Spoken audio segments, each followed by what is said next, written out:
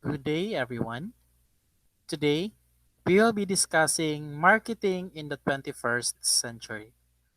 Once again, if you have questions or clarifications, by all means, feel free to write your questions and clarifications in the forum button in our work classroom. I'll do my best to answer your questions if there are any, or if you would like me to enhance on a specific topic or areas of consideration, by all means, there's no problem with me. Okay, so let's start. What is marketing? Marketing is about identifying and meeting human and social needs. Okay, basically marketing have a various definition of and meanings. So let's focus lang on the very core meaning or the very reason why marketing exists. Okay, once again, it is identifying. So what does it mean when we talk about identifying? Identify, know, understand. Okay, that's identifying and meeting. So when we talk about meeting, addressing, we know what human and social needs, and we address that with a specific product, service, or an offering. So that's basically the meaning of marketing. Another meaning, one of the shortest good definition of marketing is meeting needs profitably. So why profitably, man? Okay? You cannot meet a need if you will not understand what they need in the first place. Okay? So what human and social needs, you cannot satisfy them or you cannot meet them unless you identify them first. Okay? Once you were able to identify them, address them, and you offer them products that will satisfy them, that's where profit takes place. So, the very best or good definition for marketing is meeting needs profitably. Why? You will be earning money once you have satisfied them or by giving them what they deserve or what they long for. So that's basically meeting needs profitably. Importance of marketing. Marketing plays a key role in addressing the challenges on firm to prosper financially and to survive in the face of unforgiving economic environment. So what does it mean? Key role in addressing the challenges of the firm to prosper financially. So why is prospering financially the main problem of a corporation?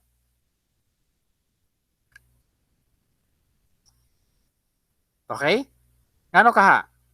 Well, basically, if the organization is offering a product that is not saleable, that's the challenge for a firm to prosper. Nga naman, lisod man kaayo ang income to generate for the company since the product is not saleable. Okay? Or there's no product to sell in the first place. That's why marketing enters the market or enters the picture for them or for the company to be able to offer something to the market. So that's basically importance of marketing. Now, what does it mean when we talk about survive in the face of an unforgiving economic environment? When we talk about business, simple lang, survival of the fittest. Okay? So if you're a company and basically don't do any effort to improve or enhance, then your company or the other company would love to eat you as a whole prey. Okay nga naman. All companies or all business would like to become number one in the market. They would like to eliminate competition. Since you're not offering anything to the market, you're just a steady target to shoot. Okay? For you to be able to survive in this unforgiving economic environment, You need to improve your products. You need to improve your services for you to be able to become top in the industry. Unless you do so, tendency is you will be eliminated in the market. Okay? What is marketing management? Marketing management is the art and science of choosing target markets, keeping, keeping, and growing customers through creating, delivering, and communicating superior customer value. Okay? It's an art and science. So basically, when we talk about art and science, it's creative creativity way of or creative way of dealing things. It's ha- s- crossing the borderline or beyond imagine ng mga activities. That's basically art and science. Aside sa art siya, it's a systematic. So, yes, art siya, pero naagyapon siya step 1, step 2, and so on and so forth. But the way you approach it, it's depending on the person or dependent on the organization. As long as it meets its purpose. Now, to choosing target markets, basically identifying sikin sa bagid ani akong dapat baligyaan or sikin sa bagid dapat ako ang offeran sa products. Getting. Okay, so when we talk about getting is acquiring, having this group of people to be part sa ako ang organization or to purchase my product. After I acquire that, keeping. So what does it mean when it talks about keeping? To maintain them in the organization. Okay? Not just basically uh, to get money from them, but also to have them always as your partner in your organization and growing customers. So naistoryahan man nato ang partner. Growing means as your organization grow, your clients also grow. Okay, so how can you do that? Well, one good example would be what most of Cagayan de Oro City is doing. Rewards card. Okay? So you keep them by availing the rewards card, the loyalty card, the Gaisano card, uh, and so on and so forth. Okay? Once they have that and they keep in purchasing in your organization, so that's keeping them, maintaining them. Now, once they have already have huge amount of transactions, they can convert them. So that's basically growing. Okay? In terms of business transactions, your store is growing as well as your providers sa imong raw materials is also growing. Okay? It's a simultaneous activity or simultaneous event wherein not just your establishment is growing, but as well those establishments around you are growing as well. Okay? So far, questions, clarifications. If you have, feel free to write it in the forum chat. Okay? So through creating. So what does it mean when we creating? Basically create, make products that can satisfy customers. Once you have created them, delivering them. Okay? You bring them to the place where your clients can easily access the items you are selling. To the convenience store, to the mall. It depends where your product should be accessible. Depending gyapon na siya sa imuhang chosen target market. And of course, communicating. When we talk about communicating, that involves advertisements. That involves all forms of methods for you to be able to inform the public that your product is existing to the market and it is offering this kind of satisfaction for them. Okay? For superior customer value. So when we talk about customer value, this is when we are saying sulit ang isa ka butang for us. Okay? So that's basically marketing management. Selling is only a tip of the iceberg. Okay? According to Peter Drucker, okay? There will always be a need for some selling. But the aim of marketing is to make selling superfluous or especially through being more than enough.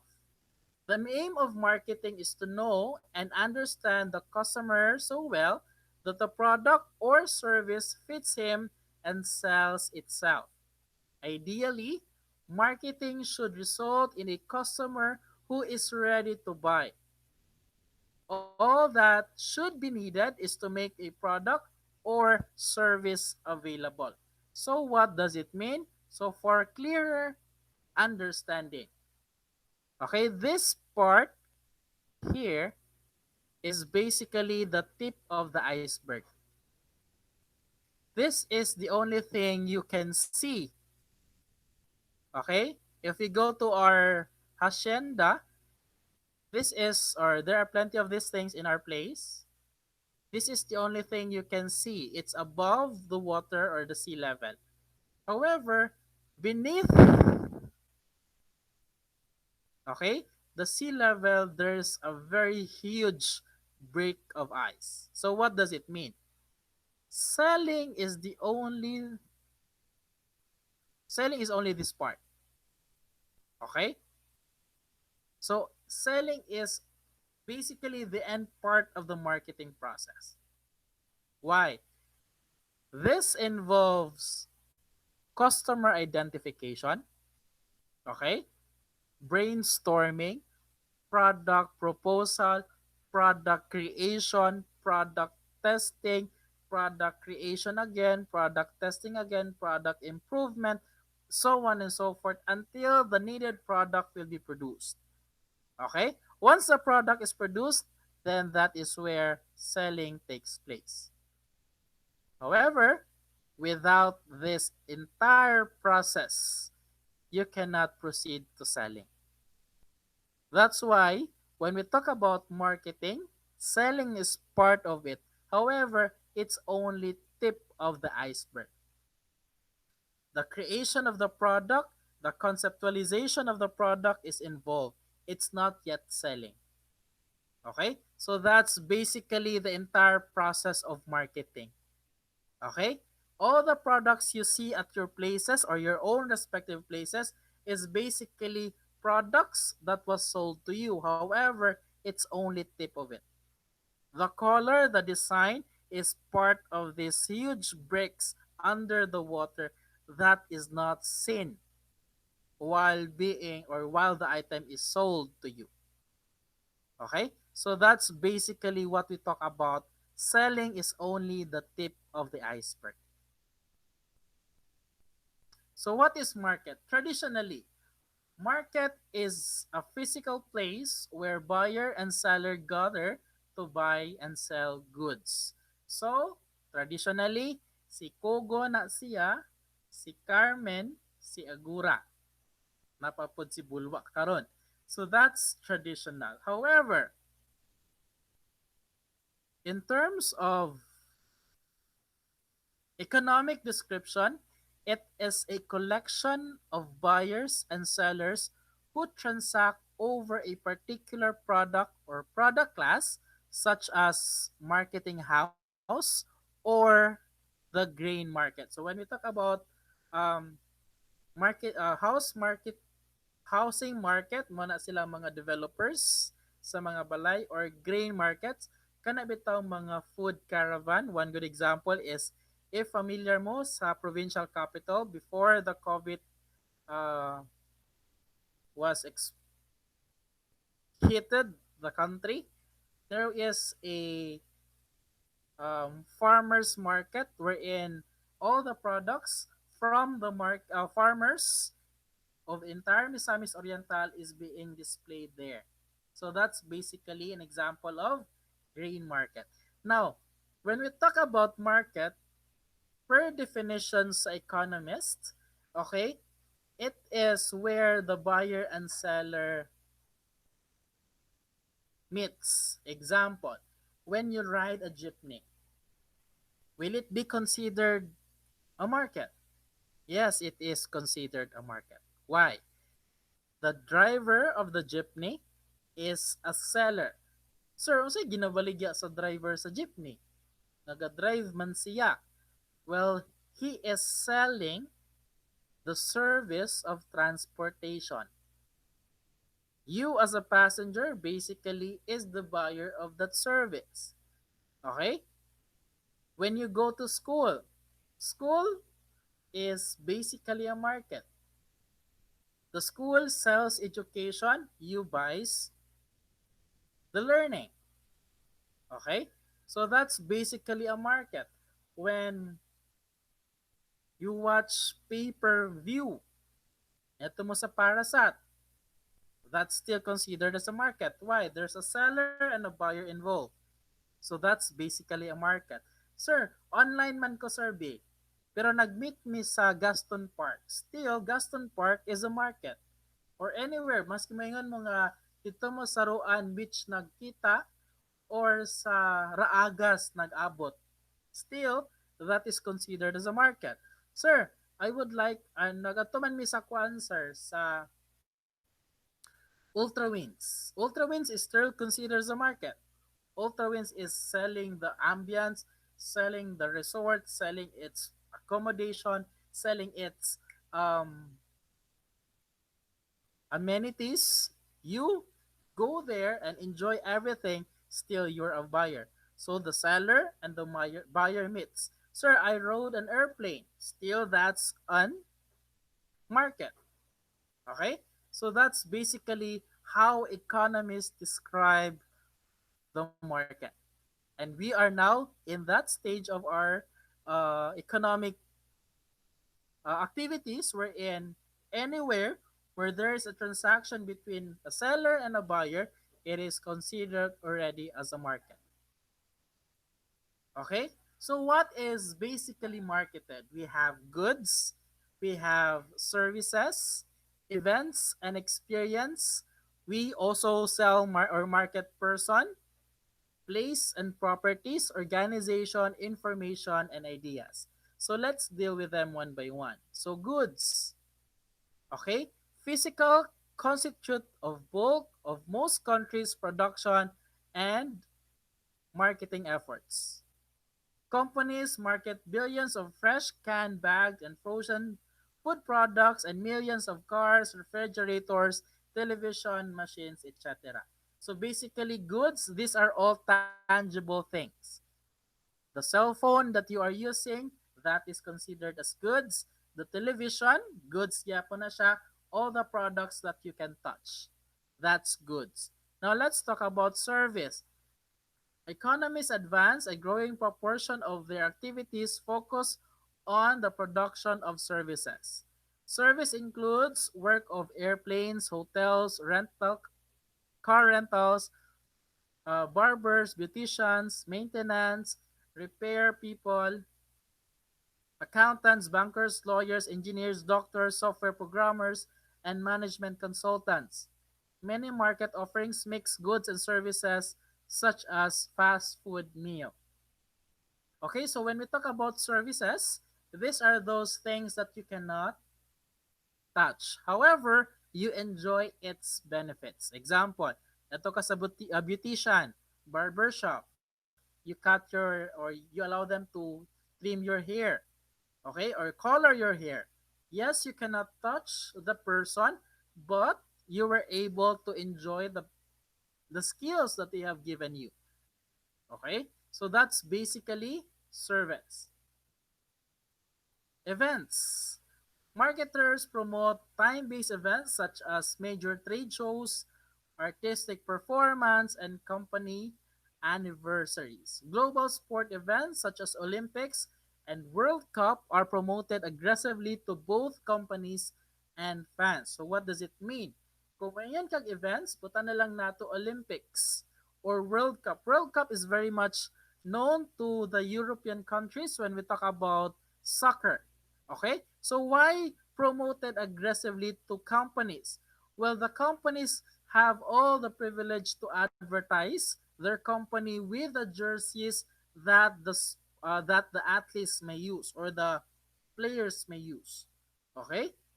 And the fans as well. So basically, um, the sports line can maximize butan na lang nato NBA, okay? Adidas or Nike. They are using this very specific person for them to be able to use as their ambassador or endorser to their product. So that's basically events. We have experience. By orchestrating several service and goods, a firm can create stage and market experience. Okay? Example, Walt Disney World Magic Kingdoms allows customers to visit a fairy kingdom, a pirate ship, and a haunted house. Baseball camp with retired baseball greats, 4-day rock and rolly fantastica, and climb up Mount Everest. So experience. These are kind of a product that you cannot fully enjoy unless you have already participated. Okay? You cannot you cannot say nga nice ana nga place if you were not able to experience it. So that's basically experience. You cannot say nga nice sa Coron if you have not yet gone to Coron. Okay? And you cannot say that they're doing it well if you have not tried or experienced how they have done such activities. That's basically experience. Person, artist, musician, CEO, physicians, high-profile lawyers, and financiers, and other financial professional all get help from celebrity marketers. Some people have done masterful job of getting themselves. So David Beckham, Oprah Winfrey, and the Rolling Stones. Management consultant Tom Peters, master of self branding, has advised each person to become a brand. So what does it mean? Person. Who is being marketed is a person. You knew one good doctor nga kung maingon mo og asa mo magpaibot sa ngipon, dito gid mo sa iyaha because of how you were able to experience his services or her services. So that's basically selling a person or marketing a person. Okay? Mas maayo si Willie Villame kaysa kang Vice Ganda. That's basically marketing a person. Okay? He's a better artist or he's a better player than this player. That's basically marketing a person. Okay, places. Cities, states, regions, the whole nation compete to attract tourists, residents, factories, and company headquarters. Place marketers include economic development specialties, real estate agents, commercial banks, local business associations, and advertising and public relation agencies. Now, places. This is when we talk about acquisition, part na siya sa find. Okay? This is, example would be Takewood Hills, Alegria Hills. Okay? Those are the elite housing subdivisions in the city. Okay, that's basically marketing the place. Naputay sa kanituan, Bria Homes, yes, it's not that expensive, but it's still selling places. Okay, so that's basically uh, marketing a place. We have also private properties. Are intangible rights of ownership to real property or financial property, stocks and bonds. So when we talk about intangible rights, katungod, okay, for example, uh, the place or the lawn where you are living, the right to stay there is basically that is what we call intangible rights. Why? Because of the fences around your home, okay? That is where your rights end. Once you cross the fence, that would be a violation of the intangible rights of your neighborhood. Okay? So basically, whatever you do in that property, you have the intangible rights to do so. If you would like to add additional land, by all means, all you have to do is to ask for a permit to the city engineer's office. Or if you would like to create your own house, then just secure for the building permit. The building permit is basically for you to be able to comply with the standards. Okay, mo lang man ang iyang ginaapas. But in terms of you having the right to establish or to build your home, basically it's all your right. Okay? They are both they are bought and sold and exchange require marketing. You cannot sell something if other people do not know that place is for sale. As much as you would like to acquire that, but you do not know that it's for sale, so basically you have no idea nga it's for sale TI. Okay? Real estate agent work for property owners, sellers, or they buy and sell residential or commercial estate. So that's properties. Organization work to build strong, favorable, unique image in the mind of their target publics. Okay? Universities, museum, performing arts organization, corporation, and non-profits all up marketing to boost their public image and compete for audience and funds. So basically, organization.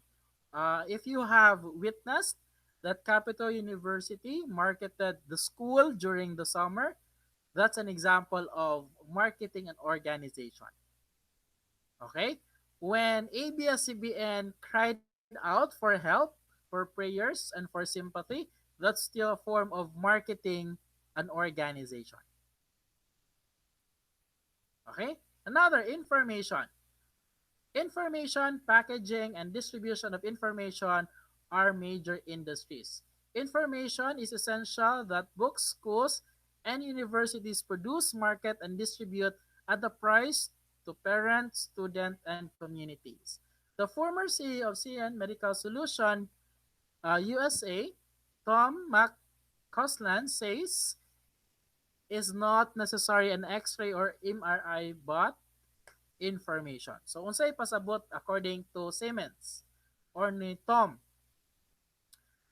Nagyan sa Tom that if you will be given the result or the negative X-ray or MRI result, okay, basically all of those things are useless. Why? We are not specialists in the medical field. So whatever happens, we cannot understand what is the result unless a specialist would tell us what is the meaning of that result. If we are still living or if we are still healthy or not. Okay? Unless it is being explained, we cannot understand it at all. Okay? That's basically information. Okay? Another, in case there will be seminars, you cannot take home the speaker man at the end of the day. What can you take home with you is the learning or the information that the speaker have given or have shared during his speech. Aside from that, no more. Okay? It will be just the experience as well. Ideas. Every market offering includes basic idea. Okay? Charles Revson of Revlon once observed, in the factory we make cosmetics. In the drugstore we sell hope. Products and service are platform for delivering some idea or benefit. Social marketers are busy promoting such idea such as friend don't let friend drive drunk. And a mind is a terrible thing of waste. So what does it mean? Idea. Nag-ingon siya that factory daw kuno we cosmetics ang ilang ginabuhat. But why does the drugstore sells hope? What do you think? In the drugstore, we sell hope. Well, basically, it sells hope because of the medicine that hoping it can cure the illness of the person. So that's basically hope involved there. Okay? It's now basically not every drugs gives an assurance dependent on the capacity or the reactivity of the body of the person. But still, labi na kung the doctor already told you that you're on the last stage of this illness or you will be given 5 more days for you to survive. After that, wala na dayon ka. So, you go to the drugstore hoping that your 5 days will be extended. Okay? So that's basically marketing an idea. The concept of for those ladies who just had their debut, okay? Why that is the concept of your celebration? That's basically an idea. Okay, wild ba siya? Sweet, the venue, those are basically part of marketing an idea. Okay? Who markets? Okay, now let's go back lang sa first with marketed. Okay? In terms of marketing, pwedeng simultaneous or pwedeng more than two ang imong ginang market at the same time. It depends on the uh, situation. Napoy times nga isa lang, but you can market more than one aspect at the same time. Who markets? Marketers and prospects. Marketers is the one who seeks a response, attention, purchase, a vote, a donation from another party called prospect. So basically, a marketer seeks attention. Ma'am, sir, palit mo. That's a marketer. Ma'am, sir, welcome. Another form of marketer. Okay? When we talk about votation, na house to house for them to acquire the vote of those people.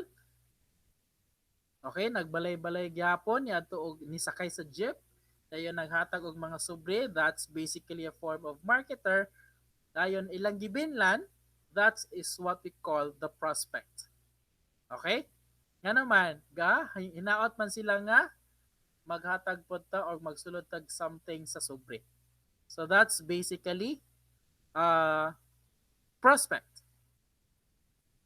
If two parties are seeking to sell something to each other, we call them both marketers. So unsay pasabot? Once si prospect maingon nga dili ko ganahan sa imuhang sobre Mr. Donator. Okay? So si prospect is automatically converted as a marketer. Or si voter. Si marketer nangayo og vote sa mga constituents.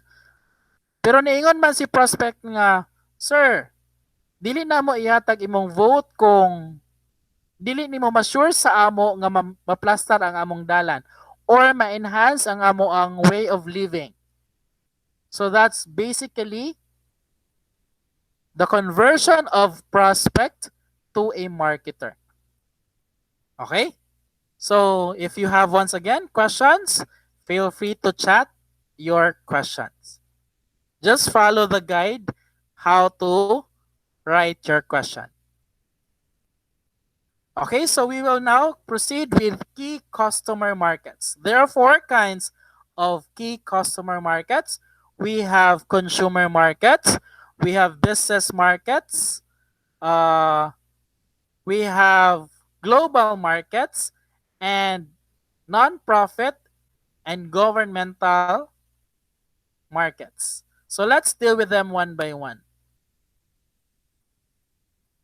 Okay, let's start with consumer markets.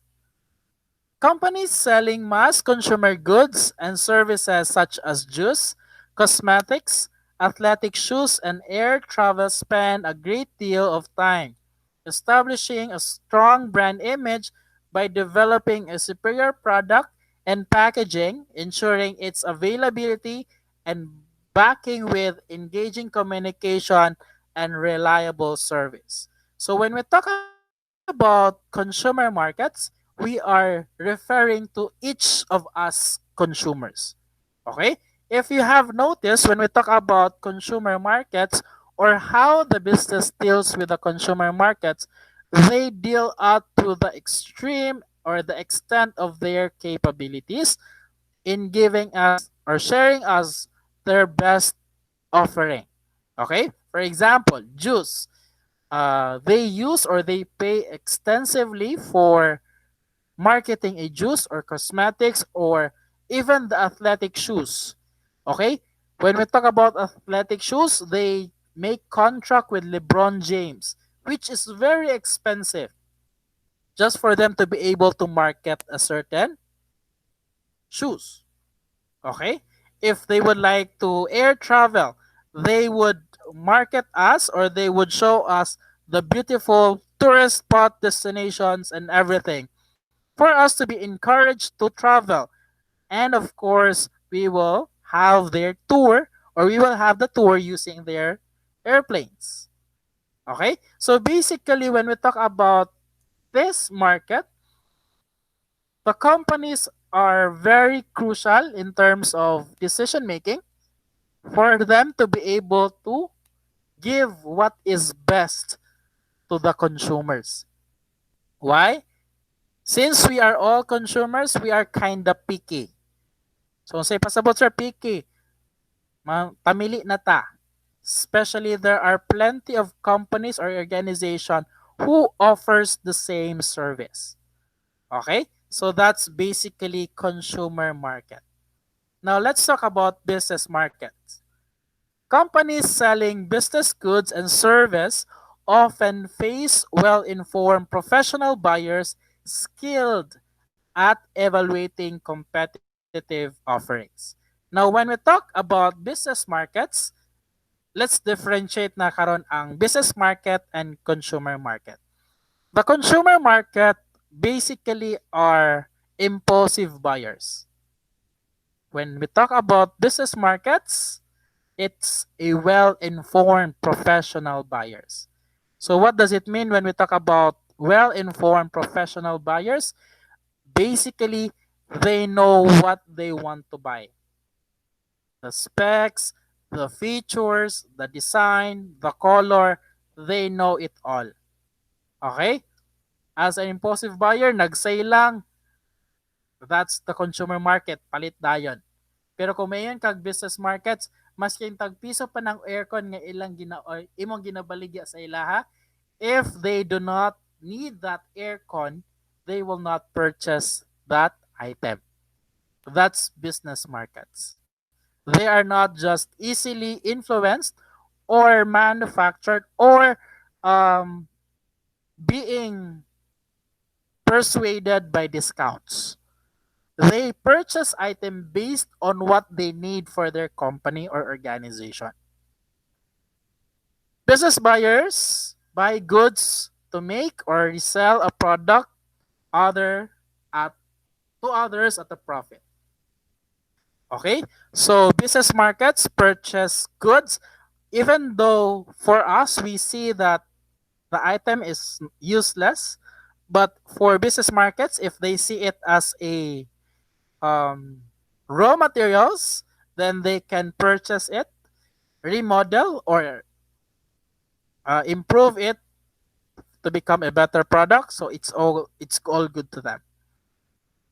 Business markets must demonstrate how their product will help achieve higher revenue or lower cost. Now, when you're dealing with a business market as you sell items to them, you must emphasize the advantage or the benefits of the product you are selling them.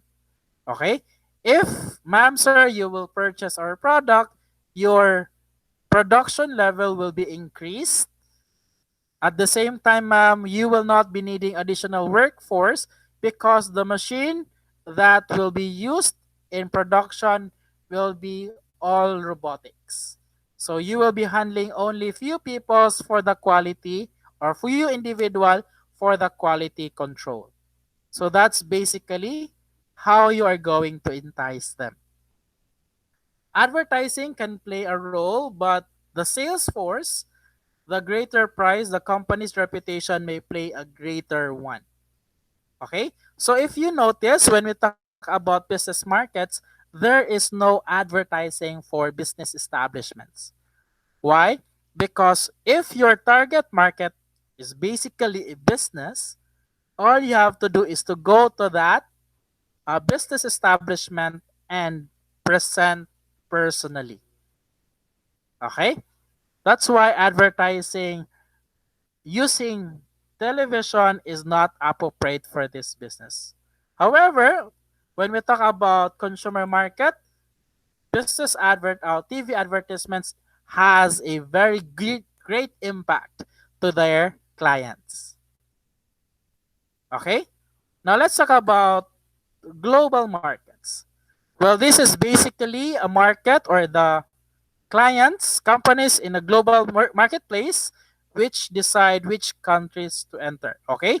So when we talk about global markets, you're dealing international clients or you are addressing the concerns of international clients.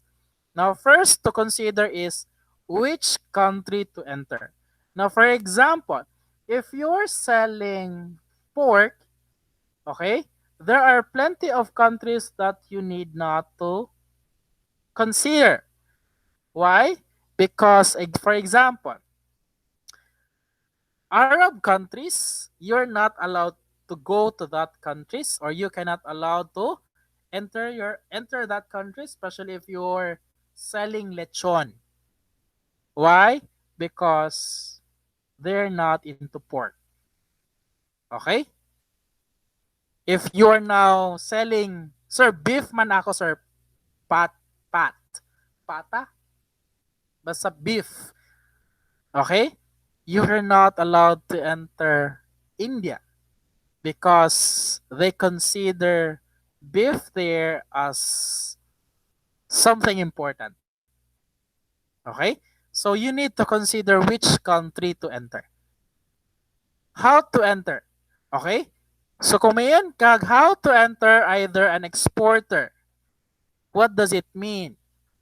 Well, when we talk about exporter, you're just exporting your product to their country. Someone else will be purchasing your items in bulk. They will be the one to distribute it individually, or they will be the one to retail your item. So that's an example of an exporter. A licensor. One good example of a licensor is McDonald's. Okay? The master franchise of McDonald's was given the license to operate in behalf of McDonald's. So that's a licensor. Okay? You are giving someone the authority or the license to operate in your behalf. So that's a licensor. Joint venture partnership. When we talk about joint venture partnership, there's a percentage relationship or partnership with a person or with a local individual in that country. Okay? One good example, buta na lang nato here sa Philippines, adto masakugon, kanatong ginatawag nga Taiwanese. Okay? That's a considered as joint partner, joint venture partnership. Ang license nakapangalan sa asawa or yaya, pero ang owner sa business is Chinese. Okay? So that's a joint venture partnership. Okay? O wala lang ko nakabalo in terms of how much they divide the income, but if it's a legit a joint venture partnership, if it's 2080, then the person outside the country will be earning 20%, and the person from the country will be gaining 80%. Now, for the Philippines, if a joint venture transaction is or agreement will be performed, the foreigner cannot own more than 50% of the shares. That's how the government protect the country. Okay? We have also contract manufacturer. One good example of contract manufacturer is China. If you have iPhones with you, naka-indicate sa likod that the item is assembled in China. That's basically a contract manufacturer. I think other brands, shoe brands, also performing such that even though it's a U.S. brand, but they allowed it in China to be assembled and manufactured. That's a contract manufacturer. And of course, solo manufacturer. When we talk about solo manufacturer, imong i-copy paste imong business from Philippines on a certain company or a certain country, and that is basically uh, so hard to do because the country also protects their citizens, and they don't want foreigners also to own business in their country. Okay? So same sa Philippines. Philippines does not allow that a foreigner solely owns a business in our country. So same with other countries. They also don't want other countries or other businessman owns a or solo owns a business there in their country. Okay, how to adopt product and service features in each country. So basically, each country is unique. Each country have different preferences, and they prefer it differ from the other country. What is important is that dealing with global markets, you already knew or you need to study what is the preferred products of this country over the other. And from that, you would be able to identify this country is better for me to make transactions with. Okay? So because of that, or because of that decision, you can make it faster and easier and clear so that in terms of to be able to adapt, it can be easily for you. How to price products in different countries? Well, that is basically part of costing. But once, let me just clear this one. But once your product selling, or but once that your product that will be going to that country is quite expensive with their local products, then be sure that or expect that your products will be neglected. For a better illustration, um, let's go to ukay-ukay sa Philippines. Okay? If you notice that ukay-ukay in the Philippines is very much accommodated by the Filipinos because of its price. If you go to a mall or a boutique, the cost of their item is quite expensive as we compare it to ukay-ukay. It's just that the people, when they go to ukay-ukay, will put much effort in terms of identifying the clothes they would like to purchase, but the price there is quite lesser as compared if they go to a boutique. That's basically the best illustration on how to price a product in each countries. As much as your product is not expensive to their country, then that would be better. Sir, what if I have no choice but this the price should be this expensive? You can still perform such kind of pricing as long as your product in that country is unique. There's no other offering, and that is basically a need of the people in that country. Then by all means, you have all the liberty to price it high.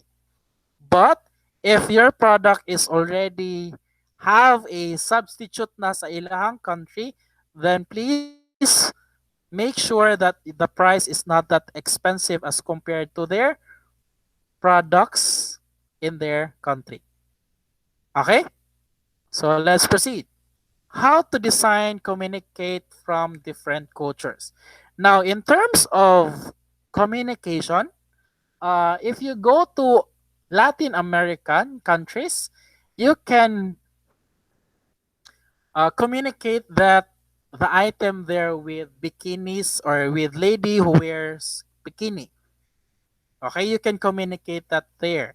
So you can use Argentinian models in a beach wearing bikinis to communicate or to as a models in communicating or advertising your products. However, if you go to Arab countries or to Muslim countries, it's forbidden. Well, in fact, one of my students before who came from Malaysia mentioned that even they are advertising shampoo, naagyapon sila covering sa ilang hair. Okay, that's basically part sa ilahang culture. So you cannot uh, play against it. If you do so, there's a big chances that people in that country will boycott your item and will not purchase it anymore. Okay, so you need, as a company who would like to have a experience of the other countries, you need to adjust to their cultures. Okay? They face different requirements for buying and disposing of property, cultural, language, legal, and political differences, currency fluctuations, yet the payoff is huge. So what does it mean?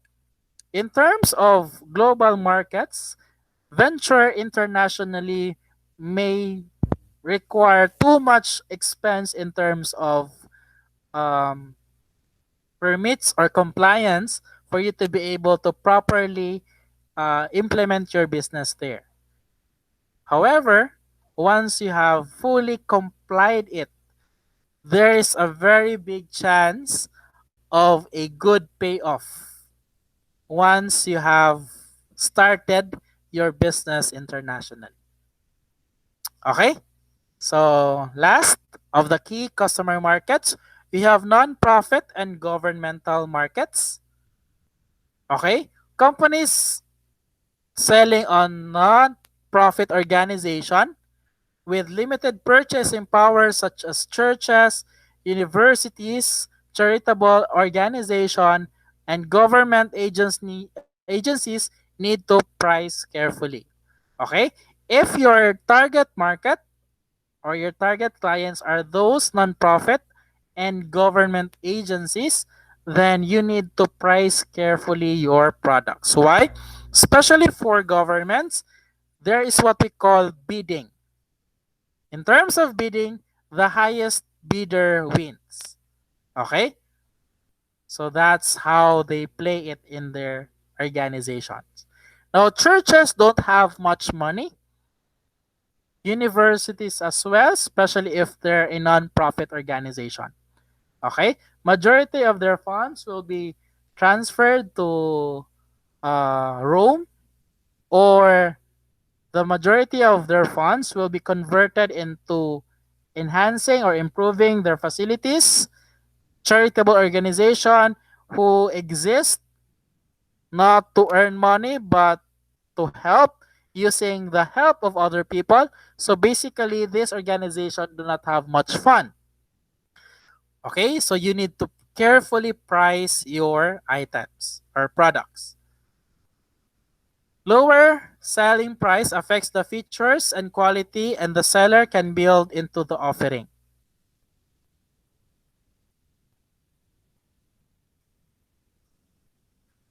Okay, so what does it mean? it's clear man gyud, no, that in terms of the quality of the product, the higher the price, the higher the quality is perceived. The lower the price, the lower the quality is perceived. Now, just clearly explain it to your clients when you are dealing with nonprofit and governmental markets that even though the price is lower, okay, the quality of the product is not compromised. Okay, considering that the product is not compromised. Okay, however, it is always best good to be honest in dealing with your clients since we are making a long-term relationship man with them. Okay? Much government products or much government purchasing call for bids. A buyer often focus on practical solutions and favor the lowest bidder in the absence of extenuating factor. This is what I have mentioned a while back that in terms of governmental markets or you're dealing with government agencies as client, you need to bid it or you need to sell it at a lowest price. Why?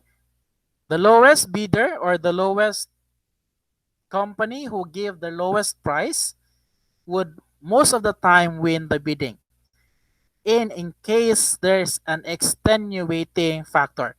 What does it mean when we talk about extenuating factor? There's a unique feature that other bidders cannot offer. Okay, there's this need of a government agency that the other bidders cannot meet or satisfy. That's an extenuating factor. Okay? For example, all the bidders can offer A, B, C. Okay? Example, illustration. There are five bidders, and among the five bidders, four of them can offer uh, A, B, and C. Now, one bidder can offer A, B, C, D, and E. And basically, the agency would like letter E for their organization.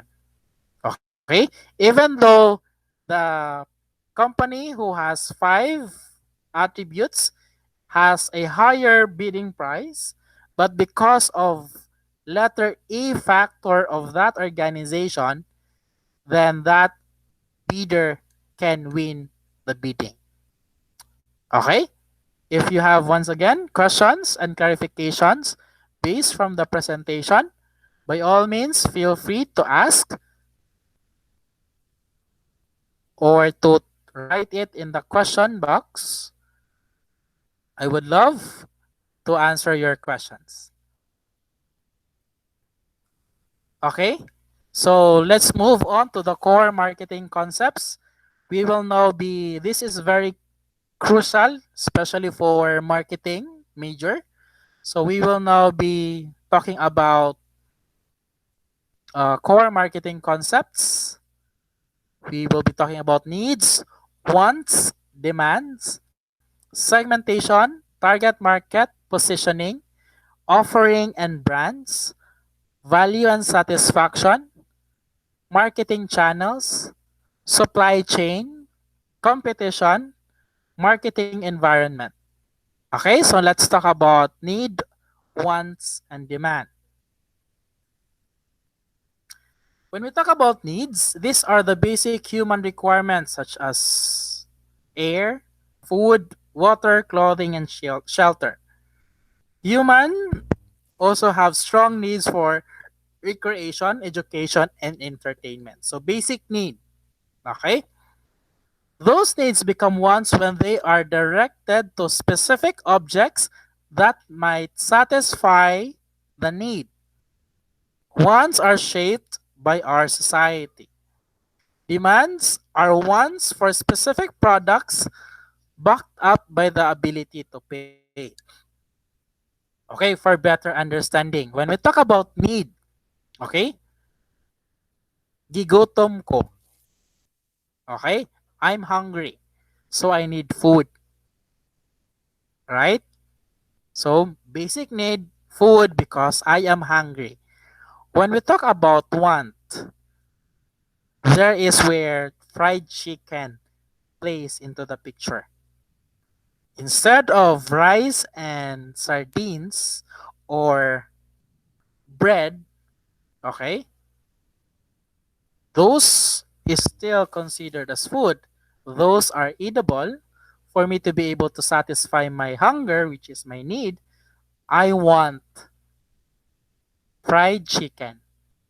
So that's basically wants directed to a specific object that might satisfy the need.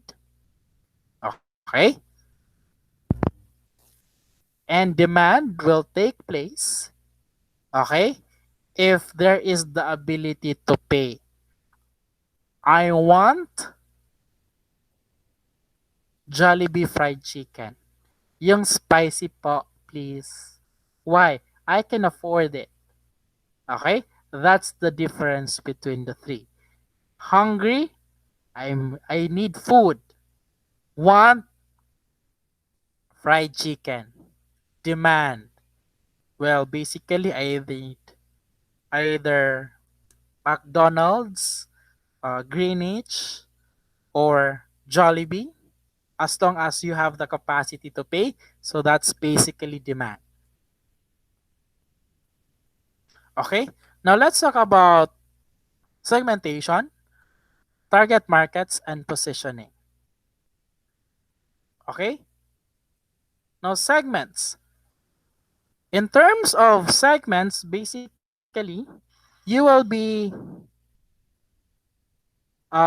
grouping the entire population in terms of the entire group or specific group. Okay, that's segment. For example, not everyone like same cereal, restaurant, college, or movie. Therefore, marketers started by dividing the market into segments. They identify the profile, distinct groups of buyers who might prefer or require varying products and service mix by examining the demographic, psychographic, and behavioral difference among buyers. After identifying market segment, the marketers decide which present the greatest opportunities, which is its target market. For each of firm develops a market offering is that its position in the mind of the target buyers is delivered some central benefits. Volvo develops its cars for buying to whom safety is a major concern, positioning its vehicles as a safest customer can buy. So what does it mean? Okay, sa itong balikon. In terms of segments, the entire Cagayan de Oro is a market. We cannot deny that because Cagayan de Oro have plenty of people, has the capacity to pay as well, right? But if you would like to entertain Cagayan de Oro City as your clients, then, well, all I can say is good luck. Okay, why? Because people in Cagayan de Oro City is too many and the variety of preference is too great. Okay? That's why segmentation takes place. Why? Because of identifying among the entire group, kinsa lang ang mahilig og sweets, especially if you are offering ice creams, right? Kinsa ang mahilig og cake, especially if you are offering pastries. Kinsa ang mahilig og exercise, especially if you're mahilig or ga-offer ka og gym or training sessions. Okay?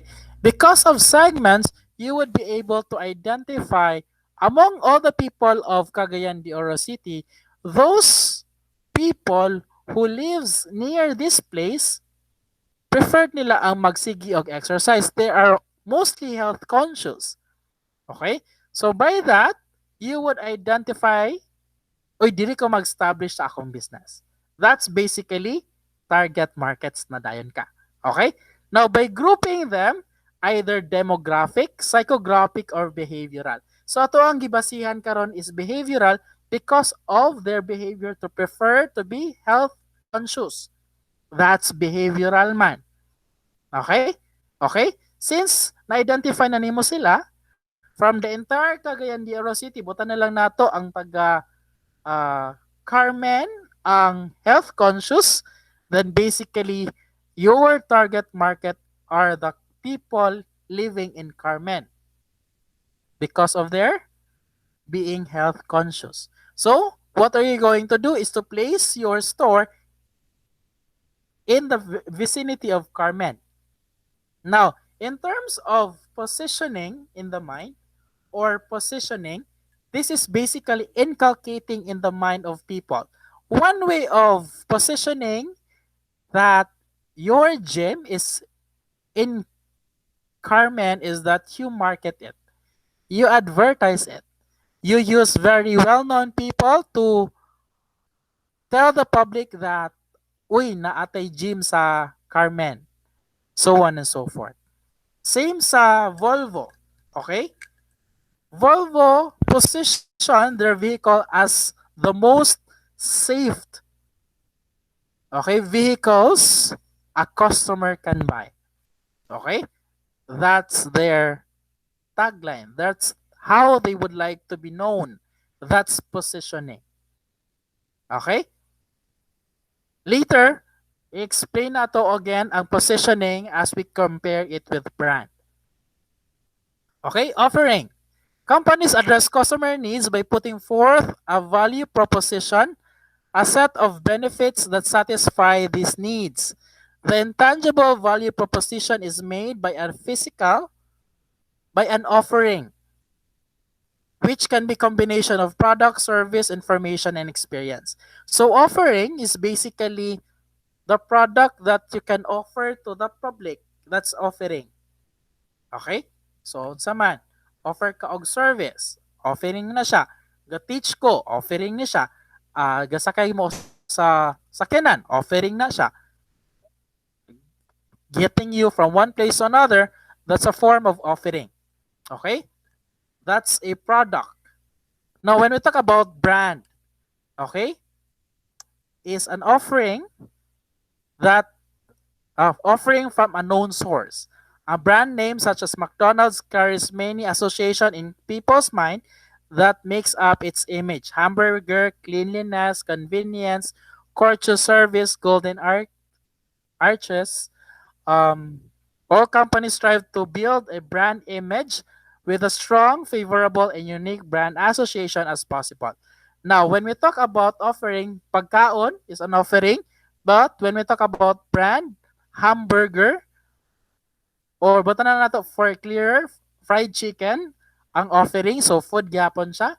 Brand, fried chicken, Jollibee, fried chicken JRJ, fried chicken Prito Paborito, fried chicken, so on and so forth. So still, it's a fried chicken, but it has already a known source. So that's basically brand. Okay? So same concept lang sad siya about positioning. Okay? What is ba inculcated in our mind? Okay? Buta na lang nato sari-sari or sardinas. Nganong Youngstown man gyud, nganong 555 man gyud, nganong Mega Sardines man gyud. So that's basically positioning. How they did that? Basically through advertisements. Okay? That's how they deal with consumer markets. Sa to ang topic a while back. Okay? Value and satisfaction. A central marketing concept is primarily combination of quality, service, and price, or QSP. Quality, service, and price. Called the customer value triad. Value perception increase with quality and service but decrease with price. So when we talk about value, quality and service daw kuno or value perception increase kung maayo ang quality, kung maayo ang service, pero gamay ang presyo. Okay? Value perception decreases kung dili maayo ang quality, dili maayo ang service, pero mahal. That's basically value. Okay, satisfaction refers A person's judgment of product perceived performance in relationship with expectation. Now, satisfaction basically happens when some of your friends or you already nga na, most of the time ang good when we go to a certain establishment, we are setting the standards unconsciously. When we talk about watching a movie or um, when we talk about malls, when we go to that place or buta na lang nato locality or tourist destination, we always set our standards based from our researches, based from the experience of others, based from how they experience as well the place. So they are setting the standards now. Karon ikaw, based from their experience, you also set your own standards. Unfortunately, pag adto nimo didto, kung unsa imong gi-expect mo imong nakita, dili kay ka satisfied. Why? Because taas man ang imong standards. Okay? Mo na siya ang reason nga nung naatay mga spoilers. Okay? If other people don't want that, they would know the storyline or what happened in the story because they don't want to set the standards. Okay?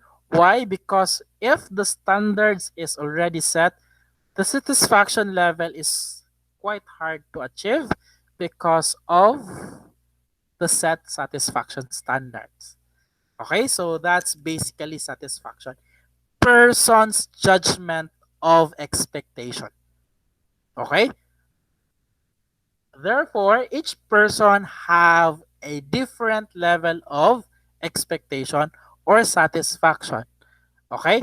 We may have the same audience, we may have, or you may have the same materials karon, but in terms of level of satisfaction, in terms of learning, you have different level of satisfaction. And that's true as a person. That's true as a customer. Okay? So marketing channels. To reach the target market or to reach your clients, marketers uses three kinds of marketing channels. Okay, communication channel, we have distribution channel, and service channels. Okay, so when we talk about communication channel, deliver and receive message from target buyers and include newspapers, magazines, radio, television, mail, telephone, billboards, posters, flyers, CDs, audio tapes, and the internet. So this is basically um, communication channel. For us or for the company to be able to reach their target market, they communicate using these materials. Okay? Or using these tools. Now in terms of marketers uses distribution channel to display or sell deliver the physical products or service to the buyer user. Now when we talk about distribution channel, if you have noticed bench or pen shop, di ba naa sila yung mga models nga ilahang ginagamit as models. Okay, mga artista nga ga models sa ilang mga um, silang mga clothes. So that's basically part of distribution channel. Aside sa na sila ginamodel, however, na-upload sila available item already. So that's distribution channel. The third is to carry out transaction with potential buyers. The market also uses service channels that include warehouses, transportation companies, banks, insurance companies. So what does it mean? Um, di ba nauso man karon ang pagpamaligya o ay ang palit sa cellphone or palit sa gadgets? There is what we call home credit. Okay, that's a form of service channel. Okay, or installment lang nato ma'am. Nagpartner man ta with bank, 12 months to pay. Still, that's a form of service channel. Okay? Marketers can basically uh, maximize their sales as they team up with other companies for a better uh, service to their clients. Okay, sa example sa banks, naasad sila ginapadala nga mga advertisements on discounts if magamit ka sa ilahang credit card, if you purchase this item, so on and so forth. That's the marketing channel. Okay, supply chain. Supply chain is a longer channel stretching from raw materials to components to finished products carried to final buyers. So basically, this is the processes or the products gone through before they reach the consumers. Okay? So this is basically an illustration of supply chain. So this is an example of a direct channel. Producer to consumer. Okay? So for example, namoy kailang nga panday, nagpabuhat mo og sala set, nagpabuhat mo og cabinet. Okay? Gikan sa ilang balay, gidalitso sa inyong balay, so that's direct channel. Okay? Producer to manufacturer, producer to consumer. Walay in between. So that's basically a direct channel. Now, when we talk about indirect channels, there are three levels. Okay, we have retailer, wholesaler, and agents. Now, let's talk muna about retailer. Okay, si producer, okay, na siya suki nga retailer o dito na po dayon paliton ni consumer. Okay? Si producer, namaligya siya sa wholesaler, La Victoria. Dayon gipalit din ni retailer. Then sa retailer, dito na po dipalit si consumer. So that's the second level. Okay? So si producer po, si agents. Kinsa man ni si agents? Si agents mo na sila mga ahente. Okay? Kung ma-identify na ni agent nga wala na stock or gamay na lang ang stock ni wholesaler, so si agent mag-inform kang producer nga magpadala kang wholesaler. Still, kang wholesaler gyapon o palit si retailer and si consumer dito gyapon kang retailer. Okay? So that's basically a form of kanang supply chain. Okay? If you have questions, once again, feel free to type it out for me to be able to address it as soon as possible. Okay, competition. Competition includes all the actual and potential rivals offering and substitute and buyer might consider. So what does it mean when we talk about competition? Actual, potential, rival. Okay.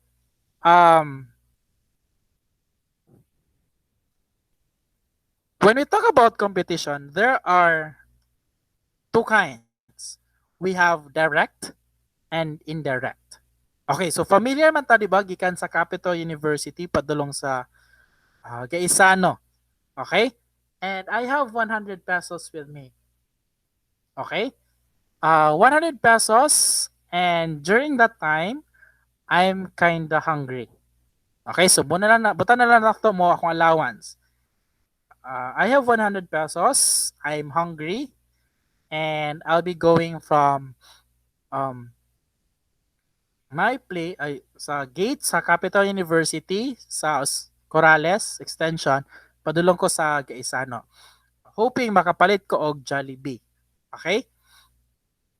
So sa akong paglakaw, wala ko niapit sa karinderya kay gusto lagi ko makaon og Jollibee.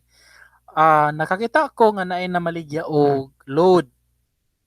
Okay? So nagpa-load ko worth puta na lang nato 25 pesos. Ano man, akong pang ML. Okay. So ako ang 100 nakulangan na og 25, so 75 na nabilin. Naglakaw-lakaw pa yun ko, nakakita na sad ko og nakita na ako nga akong alot akong buhok de kay dili na maayo pagkaalot. So nagpaalot ko worth 50 pesos. So nabilin sa kuha is 25 pesos. Problema, makapalit pa ba kung pagkaon sa Jollibee nga banching ko na lang man ang nabilin sa akong kwarta. Kung magpalit pa ko pagkaon sa Jollibee, magbakli na din ko pauli. Okay, so di ba dili na. Kay gikan sa eskwelaha ay gikan sa Jollibee, mag 2 rides pa man ko. So that would be 14 pesos. So dili gid siya pwede maigo, dili na gid maigo kay kung palit pa ko, wala na magbakli na gid ko. Okay? So basically, natay indirect competition nga na encounter. Ang pagpaload is a consider of indirect competitor. Ano man? Dili man sila same industry sa food. Ano man, pagkaon man, gigutom man ko.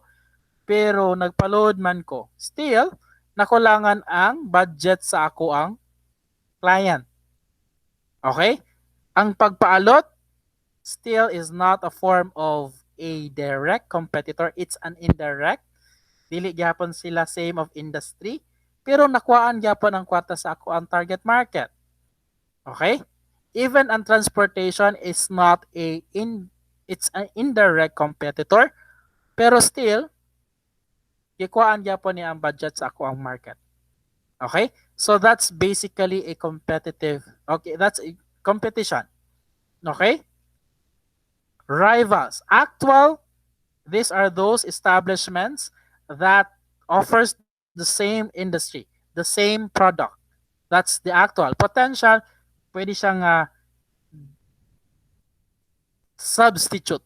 Okay? Gutom ko. Nagpa-load ko para mag-ML. Sahira ba kay ang ML kay makawala sa kagutom. So potential rival siya sa pag-address sa kagutom. Okay? Substitute.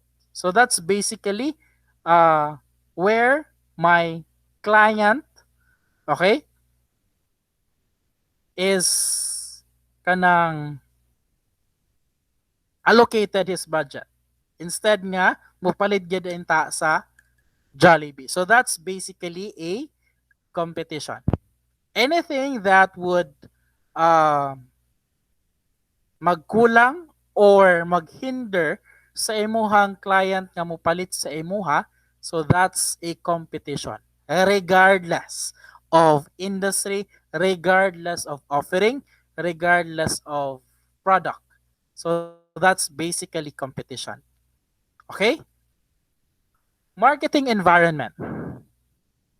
Marketing environment consists of task and broad environment. Task environment includes actors engaged in producing, distributing, and promoting the offering. These are companies, suppliers, distributors, the dealers, and target markets.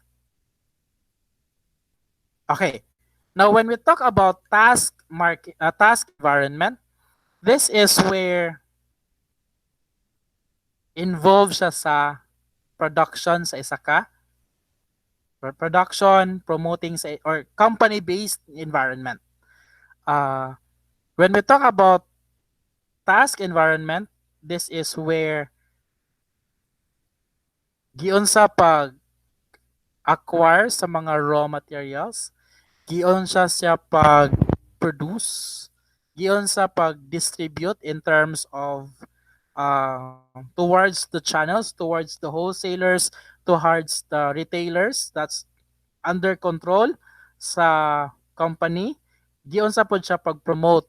So that's basically task environment. So illustration. When we talk about Pepsi-Cola and Coca-Cola, okay, para dili magmahay ang duha ka company, okay? In terms of producing sa ilahang raw materials, that's part of a task environment. Asa gikan ilang bottles, ilahang taklob, ang ilahang equipment, ang ilahang machine for the manufacturing or for the mixing of raw materials para masulod sa bottle or ready distribution. Okay, that's part sa task environment as well as the distributing from their uh, planta to the panel to each stores. That's basically under gyapon sa control ni company. That's task environment. And how are they going to promote it? That's part sa task environment. Now, when we talk about the other one, which is the broad environment, consists of six components. We have demographic environment, economic environment, natural environment, technological environment, political legal environment, and social cultural environment. The forces of these environments can have a major impact on the actors in the micro environment. The key players in the microenvironment must pay close attention to the trends and the developments in these environments and then make timely adjustments to their marketing strategies to evaluate the opportunity. Why? This broad environment is the environment that the company cannot control. They cannot control the demographical environment. Dili nila makontrol nga ang tao karon sa Cagayan de Oro would want to live uptown. They cannot control that. Okay? What they can do is that since ang mga tao sa Cagayan de Oro would love to live uptown, so what they can do is to have a place or a partner who is living uptown. Para in terms of distribution, na sila ay automatic partner uptown. In terms of economic environment, the recession, the cause of the pandemic, majority of houses or households have no income. So medyo good maglo ang ilahang sales. So how can they adjust with it? The natural environment. Ang baha-baha sa Cagayan de Oro, they cannot control that. So, how can they adjust para in kaso magbaha-baha, sige, padayon gyapon ng consumption sa ilang products. The technological environment, the enhancement or the improvement of the machineries that they cannot control. Okay? But they can purchase. O sa ilang buhaton, magtigom sila or ilang ibaligya ang ilang mga daan nga mga equipment. Pwede na ilabuhaton. Political legal environment. Kung maingon na ang government nga patasan ang ilang tax, wala sila mabuhatan na. Why? Because that is mandated by law. And law in a certain country should be followed. Environmental, social, or social cultural environment. Okay? Lugar nga sa Cagayan de Oro, prone maka-coke man kaita. Okay? So kung ikaw Pepsi sa Cagayan de Oro, unsa ka intensive ang imong marketing strategy? Okay? So that's basically the broad environment that an organization need to adjust, need to uh, need to timely evaluate for them to be able to make strategies and convert these challenges into opportunities. Okay? So far, questions, clarifications? If you still have questions, by all means, please feel free lang good to ask your questions so that I can answer them next time. Okay? New marketing realities. We will have this discussion on the next topic. Medyo taas na kayo ang first part, so para dili kay siya luod, this next topic will be discussed on the next slide. So for now, I will end my presentation here. Thank you for listening, and hopefully I have given you an appropriate and ample information If you have questions, once again, feel free to chat it out for me to be able to discuss it on the next meeting or when we have our um, meeting. Okay, so thank you once again. Good afternoon or good day.